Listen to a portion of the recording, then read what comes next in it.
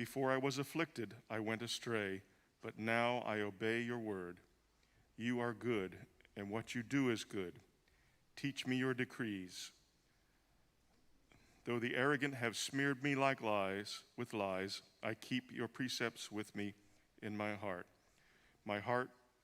Their hearts are callous and unfeeling, but I delight in your law. It was good for me to be afflicted, so that I might learn your decrees. The law from your mouth is more precious to me than thousands of pieces of silver and gold. Your hands made me and formed me. They gave me understanding to learn your commands. May those who fear you rejoice when they see me, for I have put my hope in your word. I know, O Lord, that your laws are righteous, and in faithfulness you have afflicted me. May your unfailing love be my comfort, according to your promise to your servant.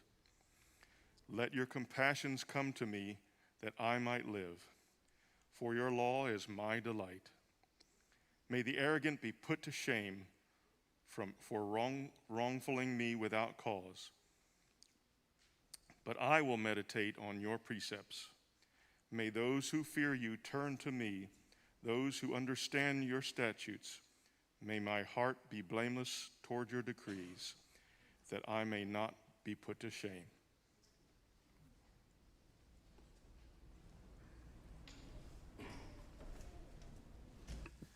Good morning, everyone. I want to welcome you to Northwest Tampa Church of Christ. If you're visiting with us today, we want to thank you for being here. For those who are online, joining us for online service, or who will be watching the recording later on as we do more and more technological stuff to adhere to some of the things that are going on in our world today. I want to thank you for coming. I want to let you know that the leadership is working very hard to figure out what our do's and don'ts are, what we can and can't do, and we know it's a hard time, and we don't want to use the term new normal because we don't want this to ever be normal as we go on about our lives. Hopefully very soon we'll be able to get back into what used to be our normal worship and all the things that we had going on, but we want to abide by what is being recommended and strongly suggested of us.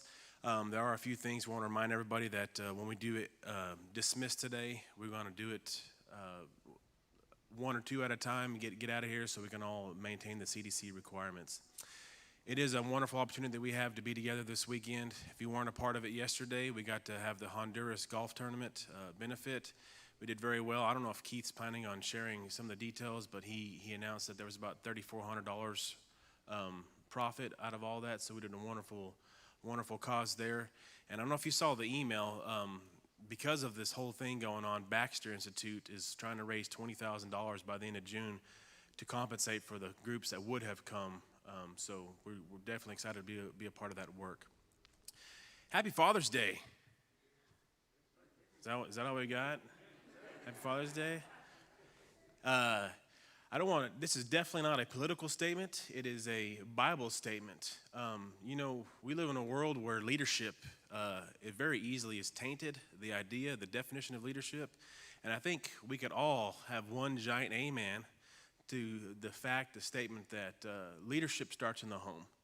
And if we would and could and will strive to empower men to be the fathers that they're supposed to be in God's eyes, I think we'll see leadership trickle upwards instead of downwards. So if you haven't had a chance today to honor your father, whether there's an estranged relationship there or whatever's going on, I know 90% of the posts that I've read so far this morning are saying Happy Father's Day to fathers who have passed on to the next life. And oftentimes we take fathers for granted. We think that they're strong and untouchable, and we got emotions too.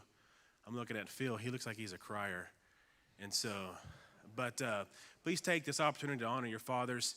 And right now, as we continue in our service, we're definitely going to be honoring our Father in heaven, like I said, in a different way than most of the Father Days that we've ever experienced in this lifetime. So let's continue in our time of